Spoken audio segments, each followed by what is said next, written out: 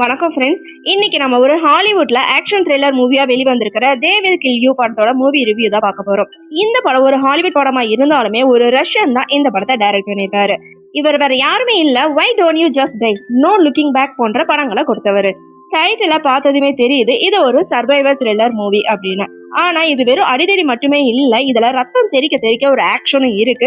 அதே சமயம் ஒரு பயங்கரமான பிளாக் காமெடியும் கலந்திருக்காங்க. இந்த படத்தோட ஹீரோயினா ஏசியா ரீவ்ஸ் நடிச்சிருக்காங்க. இவங்களோட வாழ்க்கையில ஒரு பெரிய சோகம் இருக்கு. சின்ன வயசுலயே தன்னோட கொடுமைக்கார அப்பா கிட்ட இருந்து தப்பிக்க தன் தங்கச்சியை கூட்டிட்டு ஓடி வந்துடுறாங்க. அந்த போராட்டத்துல தற்காப்புக்காக அப்பாவை சுட வேண்டிய சூழ்நிலை ஏற்படுது. போலீஸ் வரவும் அந்த பயத்தை தங்கச்சியை அங்கேயே விட்டுட்டு ஏசியா தப்பிச்சு ஓடி போயிடுறாங்க. இப்போ 10 வருஷம் கழிச்சு நியூயார்க்ல கதை நகருது. ஏசியா இப்போ வளர்ந்துட்டாங்க. ஆனா அந்த பழைய குற்ற உணர்வு அவங்கள துரத்திக்கிட்டே இருக்கு. பணத்துக்காகவும் ஒரு புது வாழ்க்கைக்காகவும் விர்ஜில் அப்படிங்கிற ஒரு பயங்கரமான ஆடம்பர ஹோட்டல்ல பணியாளரா வேலைக்கும் சேர்றாங்க. அந்த ஹோட்டலுக்குள்ள போனதுமே ஏசியாக்கு ஏதோ ஒரு விசித்திரமான உணர்வு ஏற்படுது. அங்க இருக்கிற மத்த வேலையாட்கள் அவங்கள ஒரு மாதிரி பலியாடு மாதிரி ரேஞ்சுக்கு பாத்துட்டு இருக்காங்க.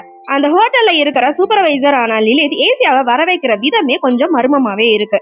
வேலையை முடிச்சுட்டு குளிச்சுட்டு தூங்க போற ஏசியாவை ஒரு கருப்பு உடை அணிஞ்ச உருவம் தாக்க வருது. அங்கதான் ஆட்டமே ஆரம்பிக்குது. அந்த உருவத்து கூட ஏசியா சண்டை போடும் போதுதான் தெரியுது அது மனுஷங்க அப்படின்னு. உடனே 4 பேர் அந்த ரூம்குள்ள புகுந்து ஏசியாவை தாக்குறாங்க. ஆனா ஹீரோயின் கொஞ்சம் கூட சலைச்சவங்க இல்லாத மாதிரி திருப்பி அடிச்சு அவங்க எல்லாரையும் கொல்றாங்க. ஆனா இங்கதான் ஒரு மேஜிக் நடக்குது. செத்து போனவங்க எல்லாருமே மறுபடியும் உயிர் வந்து எந்திரிக்கிறாங்க. இப்ப அந்த படத்தோட வேகம் இன்னும் வேற லெவலுக்கு போகுது. அந்த ஹோட்டல்ல இருக்கிறவங்க எல்லாரும் யாரு, ஏன் அவங்க சாக மாட்டேன்றாங்க, அவங்க ஏசியாவை எதுக்காக வேட்டையாட பாக்குறாங்க, இதுதான் 2ஆம் பாதியோட விறுவிறுப்பான கதையா காட்டப்படுது.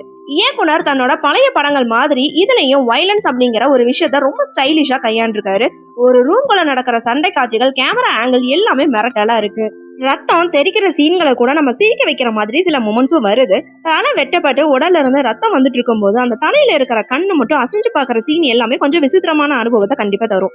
ஏசியா அந்த ஹோட்டல்ல இருந்து தப்பிக்க முயற்சி செய்யும் போதுதான் அந்த ஹோட்டலுக்கும் அவங்க தங்கச்சிக்கும் ஏதோ சம்மந்தம் இருக்கு அப்படின்னு ஒரு ரகசியம் அவங்களுக்கு தெரிய வருது. படத்தோட கடைசியில ஏசியா தன்னோட தங்கை மரியாவை காப்பாத்தணும் அப்படின்னு கட்டிடத்தோட உச்சிக்கு போறாங்க.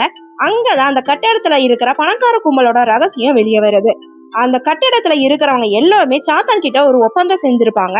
அதாவது தங்களுக்கு அழிவே இல்லை அப்படிங்கிற வரத்தை வாங்கியிருப்பாங்க. அதனாலதான் அவங்கள கொல்லும் போது திரும்ப திரும்ப அவங்க உயிர் பெற்று வராங்க. ஏசியாவோட தங்கையான மரியா அந்த கும்பல்ல ஒருவரா மாறணும் அப்படின்னா அவங்க ஒரு தியாகத்தை செய்யணும் அப்படின்னு லலித் அவங்க கிட்ட சொல்லியிருப்பாங்க. ஆனா மரியா ஏசியாவை கொல்ல மாட்டேன் அப்படின்னு தன்னைத்தான தியாகம் செஞ்சிருப்பாங்க.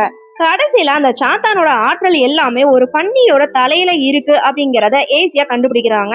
அதனால ஏசியா அந்த பன்னியோட தலையில ப்ளீச் ஊத்தி தீ வச்சு எரிக்கிறாங்க. அந்த பன்னியோட தலை அழிஞ்ச உடனே அந்த கும்பலோட அழியாமைங்கிற சக்தியை அழிஞ்சு போகுது.